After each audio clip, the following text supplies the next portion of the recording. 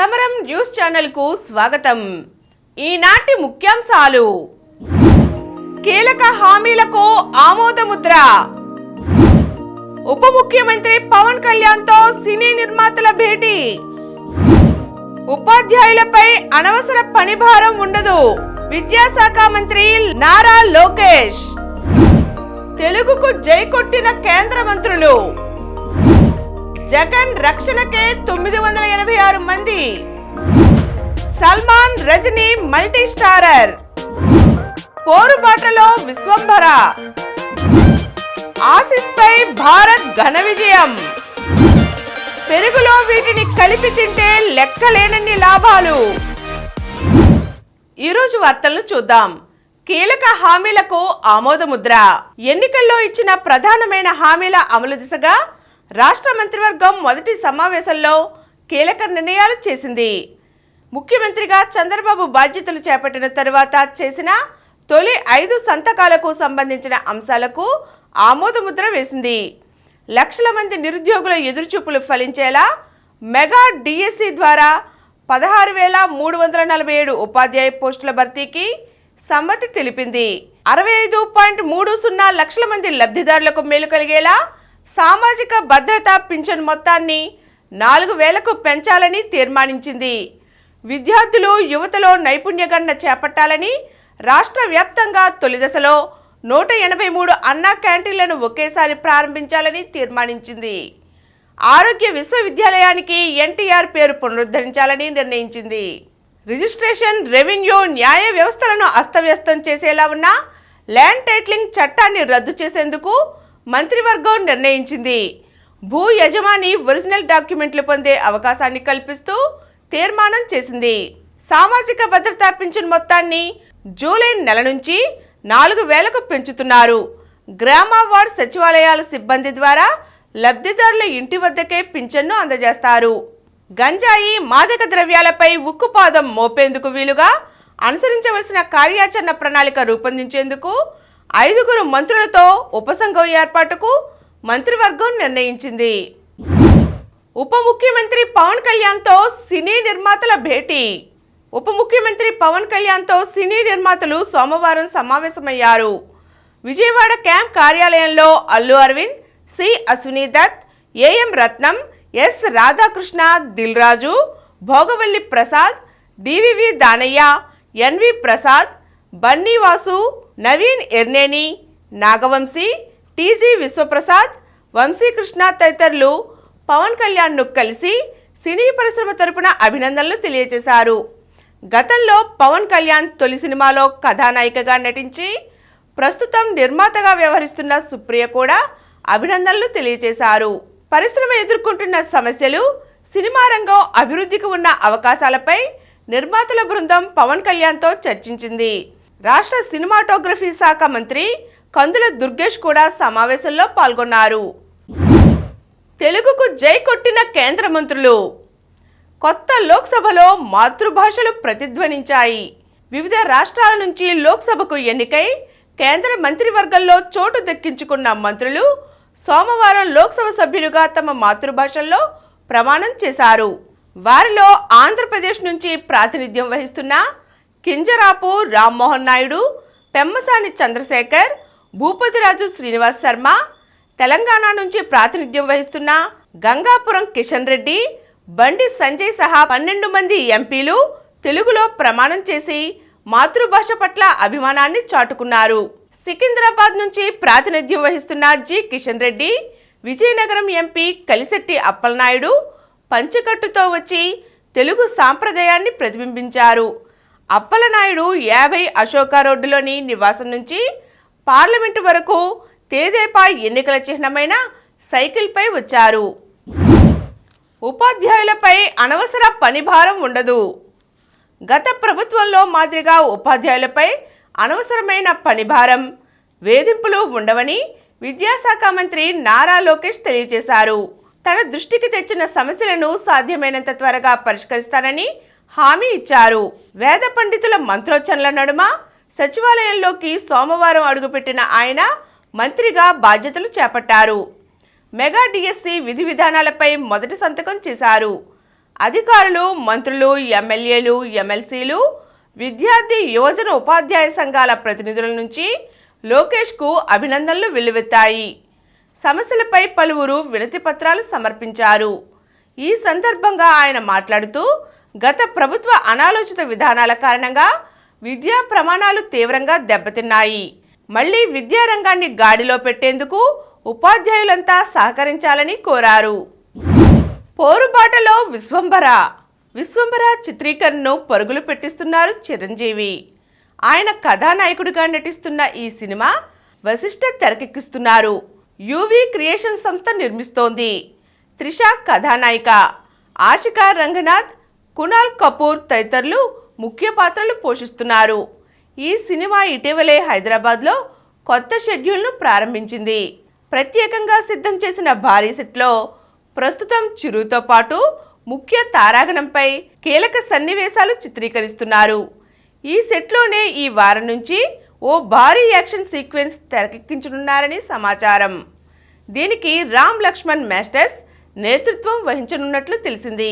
కాగా తాజాగా ఈ చిత్ర సెట్లో దర్శకుడు వివి వినాయక్ సందడి చేశారు.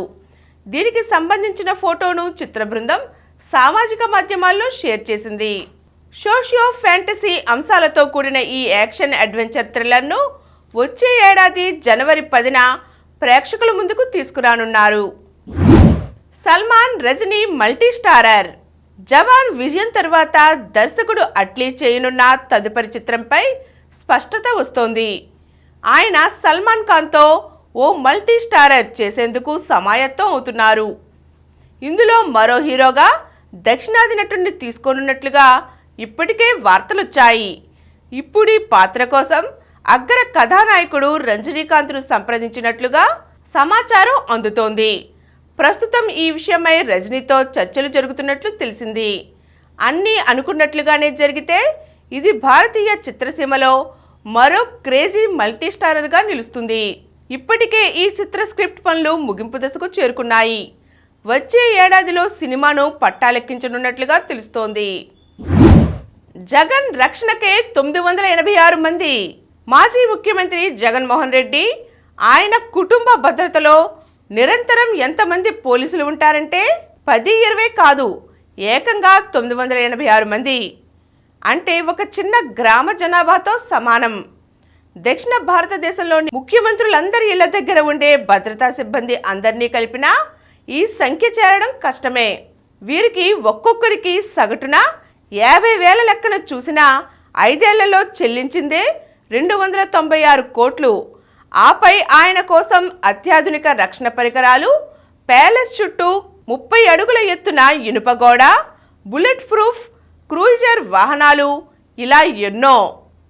దేశంలో మరే ముఖ్యమంత్రికి లేని విధంగా జగన్కు ప్రభుత్వం రక్షణ కల్పించింది. దీనికోసం Andhra Pradesh special security group act పేరుతో ప్రత్యేక చట్టమే తెచ్చారు. కమాండో తరహాలో స్పెషల్ సెక్యూరిటీ గ్రూప్ ఏర్పాటు చేసుకున్నారు. మొత్తం 379 మంది ఎస్ఎస్జి సిబ్బంది నిరంతరం ఆయన భద్రతకు నిమగ్నమై ఉంటారు. వీరు కాకుండా 491 మంది ఇతర దళాలు, 116 మంది ఇతరత్రా విధులు నిర్వహిస్తుంటారు. రాష్ట్రపతి, ప్రధానికి మించిన స్థాయిలో ఆయన చుట్టూ పోలీసుల బలగం ఏర్పాటైంది. ఆయనతో పాటు భారతికి 4, తల్లి విజయంకు 4 చొప్పున భద్రతా సిబ్బంది ఉన్నారు. తాడేపల్లి ప్యాలెస్తో పాటుగా లోటస్ పాండ్, ఇడుపులపాయ, పులివెందుల ఇళ్ల వద్ద కూడా 52 మంది పోలీసులు నిరంతరం జగన్ కుటుంబానికి రక్షణ కల్పిస్తుంటారు. ఆసీస్పై భారత్ ఘన విజయం.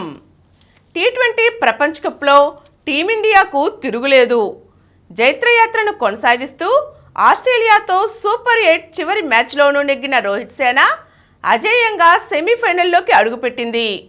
సోమవారం మొదట player of the match Rohit 41 బంతుల్లో 92, సంచలన ఇన్నింగ్స్కు సూర్యకుమార్ 16 బంతుల్లో 31, శివం దూబే 22 బంతుల్లో 28, హార్దిక్ పాండ్యా 27 నాట్అవుట్ మెరుపులు తోడవడంతో భారత్ 5 వికెట్లకు 205 పరుగుల భారీ స్కోర్ చేసింది. అనంతరం కుల్దీప్ యాదవ్ 2 వికెట్లు, హర్షదీప్ 3 వికెట్ల ధాటికి ఆసీస్ 7 వికెట్లకు 181 పరుగులే చేయగలిగింది. ట్రావిస్ హెడ్ 43 బంతుల్లో 76 మరోసారి భారత్ పాలిట యముడయ్యేలా కనిపించినా చివరికి అతన్ని ఓటమి వైపే నిలిచాడు. మిచెల్ మార్ష్ 28 బంతుల్లో 67 కూడా కీలక ఇన్నింగ్స్ ఆడాడు. గురువారం సెమీస్లో భారత్ ఇంగ్లాండ్ను ఢీకొంటుంది. ఈ మ్యాచ్లో రోహిత్ 8 సిక్సర్లు కొట్టాడు. టీ20 ప్రపంచ కప్ ఇన్నింగ్స్లో అత్యధిక సిక్సర్లు కొట్టిన భారత ఆటగాడిగా యువరాజ్ సింగ్ రికార్డును తిరగరాశాడు. అంతర్జాతీయ టీ20లో 200 కంటే ఎక్కువ సిక్సర్లు కొట్టిన ఆటగాడు కూడా రోహితే. పెరుగులో వీటిని కలిపి తింటే లెక్కలేనన్ని లాభాలు. పెరుగులో ఏ పదార్థాలు కలిపి తింటే ఏ ఆరోగ్య ప్రయోజనాలు కలుగుతాయంటే ముందుగా జీలకర్రతో చూద్దాం. పెరుగు, జీలకర్ర ఆరోగ్యానికి ఎంతో మేలు చేస్తాయి.